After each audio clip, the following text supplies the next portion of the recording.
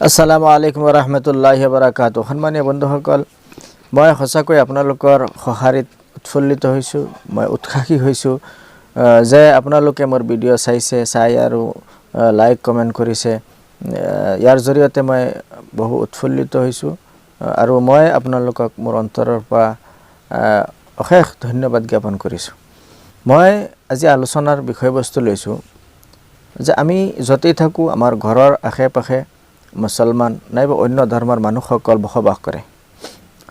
তেওঁলোকৰ লগত আমাৰ আচাৰ ব্যৱহাৰ কি হোৱা উচিত?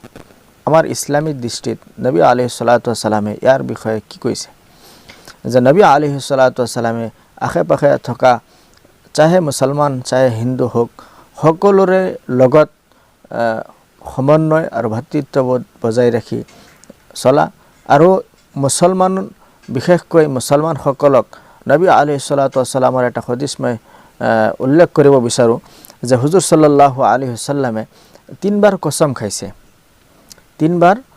খাইছে যে আল্লাহৰ কসম এই ব্যক্তি মুমিন নহয়, আল্লাহৰ কসম এই ব্যক্তি মুছলমান নহয়, আল্লাহৰ কসম এই ব্যক্তি মুমিন নহয়।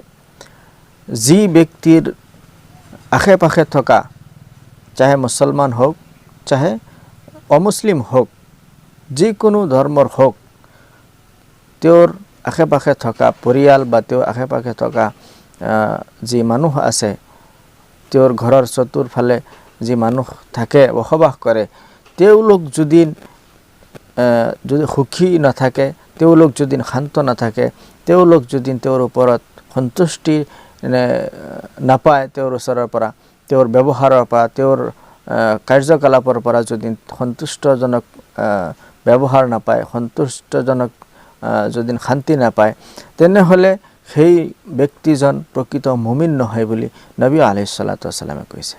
গতিকে আমি মুছলমান হিচাপে আমাৰ আশে পাশে থকা সকলো পড়োশী, সকলো যি পৰিয়াল থাকে, মুছলমান হোক চাহে গैर মুছলিম হোক, তেওঁলোকৰ লগত ভাল আচাৰ ব্যৱহাৰ কৰা, ভাল সুন্দৰ তেওঁলোকৰ লগত চলন ফিৰণ আদি কৰি সমন্বয় ভাতৃত্ববোধ যি আছে, এই ভাতৃত্ববোধ বজাই ৰখাটো আমাৰ ইমানৰ এটা অংশ। বা তেওঁলোক যদি নিৰাপত্তা নহয়, নিৰাপত্তাহীনতাত ভুগে এই মুছলমানৰ কাৰণে, তেনেহ'লে কিন্তু এই মুছলমান আচলতে প্ৰকৃত মুছলমান নহয়।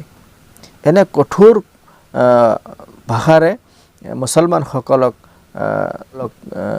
সতৰ্ক কৰিছে যে তোমালোকে যদি সঠিক মুছলমান হ'ব বিচাৰা, তেনেহ'লে তোমাৰ আশে পাশে সকলোলৈ তুমি কষ্ট বা তেওঁলোকৰ নিৰাপত্তা বা তেওঁলোকৰ যি জৰুৰীকালীন সমস্যা আছে, এই সকলো সমস্যা বা তেওঁলোকৰ লগত আচাৰ ব্যৱহাৰ সকলো সমস্যা তুমি কি কৰা, গম খুচি সকলোৰ লগত তোমালোকে সহযোগ কৰা। আৰু এইজন মানুহেই উত্তম, যিজন মানুহক তেওঁৰ আশে পাশে থকা মানুহে উত্তম বুলি কয়।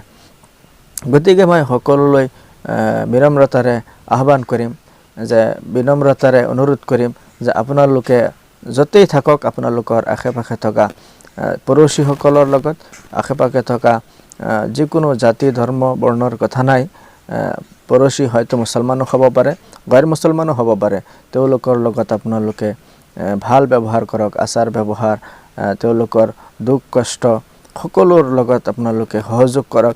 ইয়াই হৈছে সমন্বয়ৰ ডাঙৰ এক নিদৰ্শন।